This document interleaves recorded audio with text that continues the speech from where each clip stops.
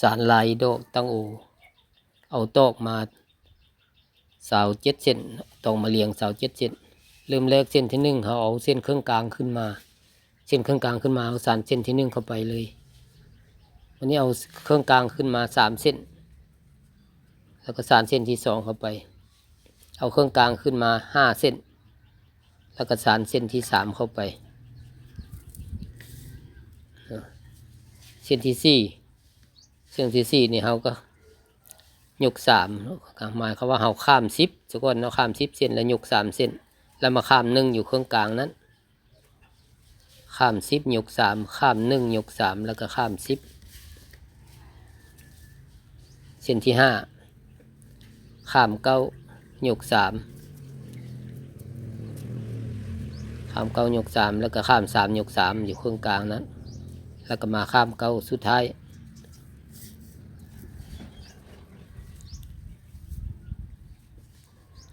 เส้นที่6ข้าม8ยก3ข้าม5ยก3แล้วก็ข้าม8เส้นที่7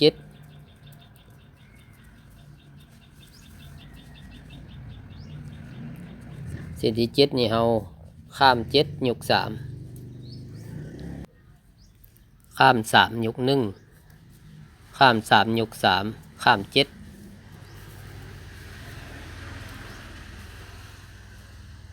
เส้นที่8ข้าม6ยก3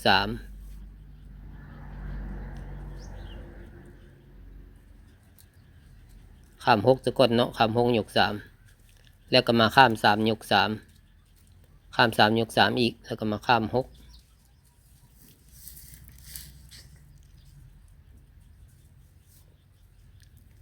เส้นที่9ข้าม5ยก3ข้าม3ยก5ข้าม3ยก3ข้าม5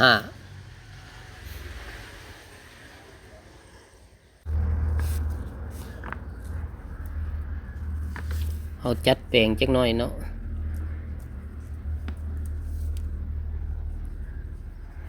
วันนี้เส้นที่10ข้าม4ยก3ข้าม4ยก5ข้าม3ยก3ข้าม4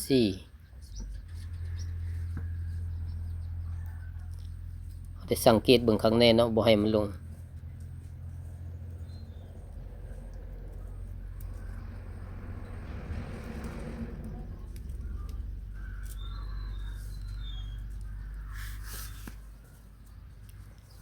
เส้นที่11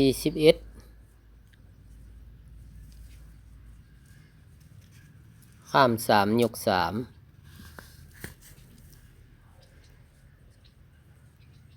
แล้วมา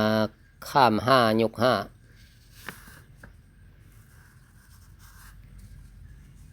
แล้วข้าม5ยก3และข้าม3ยก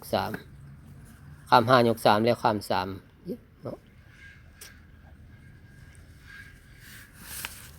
เส้นที่12ข้าม2ยก3ข้าม3ยก5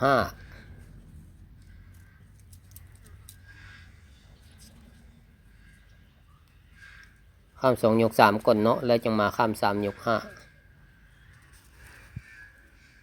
อยู่เครื่องกลางนี่มีข้าม1ยก5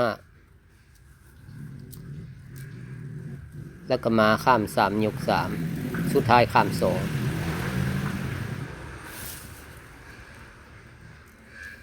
เขาจัดเขาเนาะจัดเขาว่ามันชิดกันต้องมันห่าง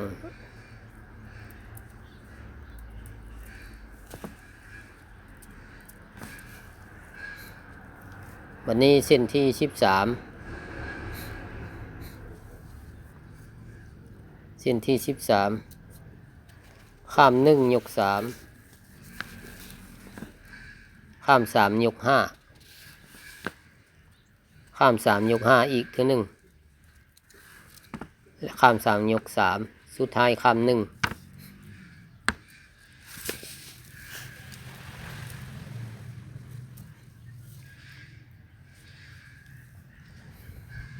เส้นที่14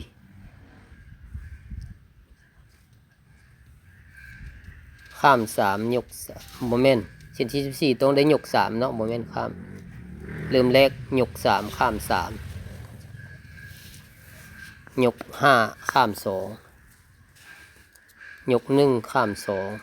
2ยก5ข้าม3และยก3อันนี้เป็นเส้นเครื่องคือเนาะเส้นเครื่องกลางเลยเด้อนี่เด้อเส้นเครื่องกลางถ้าเรานับขึ้นไปนี่มันมี14เส้นเนาะเป็นเส้นเครื่องกลางแล้วถ้าเราจะสานขึ้นไปนี้เราก็เบิ่งแต่ลงมาเนาะสานเส้นที่1ลงไปก็คือถ้าเราสานเส้นที่15ก็คือเส้นที่13สานเส้นที่16คือเส้นที่12สานเส้นที่17ก็คือเส้นที่11หมายความว่ามันเครื่องคือกันเนาะเอายกเบิ่งไปเลยนับไปเลยก็ได้เนาะสานเส้นที่15นี้นี่แม่นข้าม1ยก3ข้าม3ยก5ข้าม3ยก5อีกแล้วก็ข้าม3ยก3แล้วก็ข้าม1นี่เส้นที่15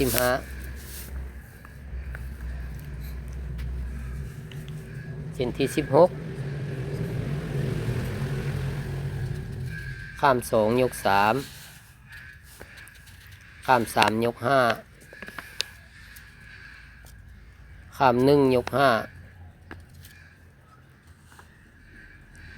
ข้าม3ยก3และข้าม2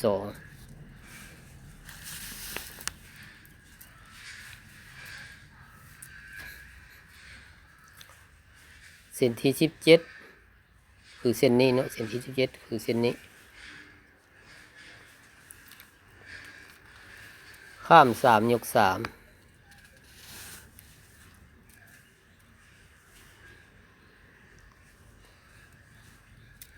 ข้าม5ยก5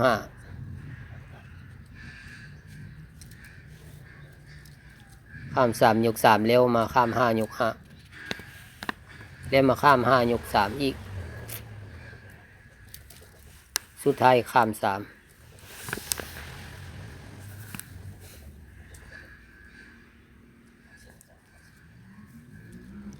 วันนี้เส้นที่18ข้าม4ยก3ข้าม4ยก5ข้าม3ยก3สุดท้ายข้าม4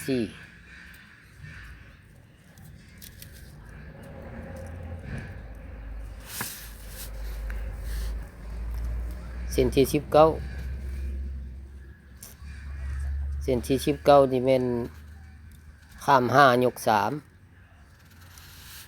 ข้าม3ยก5ข้าม3ยก3แล้วก็ข้าม5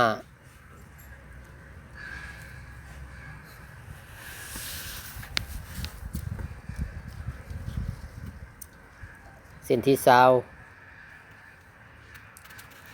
ข้าม6ยก3ข้าม3ยก3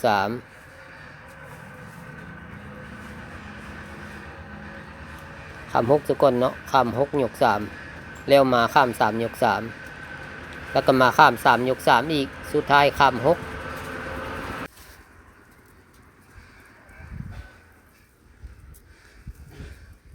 เส้นที่21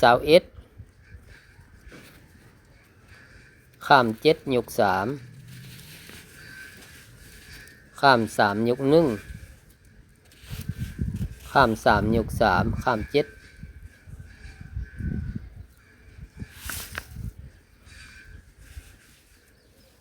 เส้นที่22ข้าม8ยก3ข้าม5ยก3ข้าม8เส้นที่23ข้าม9ยก3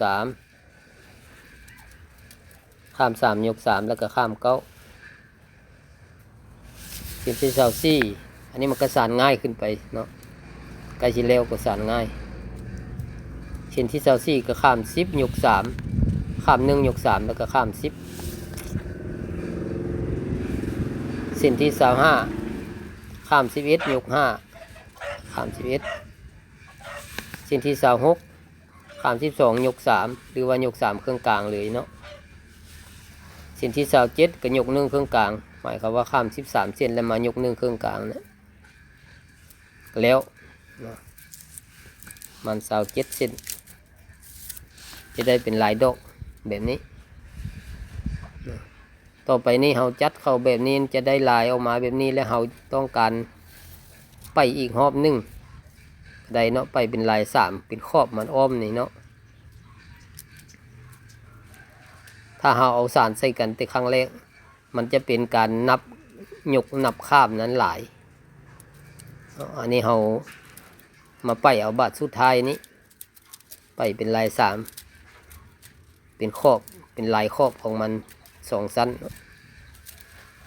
แต่ก่อนมันมีสั้นเดียวบัดนี้มันก็เป็น2สั้นเอาลายขอบขึ้นมาอีกสั้นหนึ่งไปแบบนี้ไปเป็นลาย3จัดแต่งเข้าจะได้ออกมาแบบนี้เนาะฝั่งนี้ก็คือกัน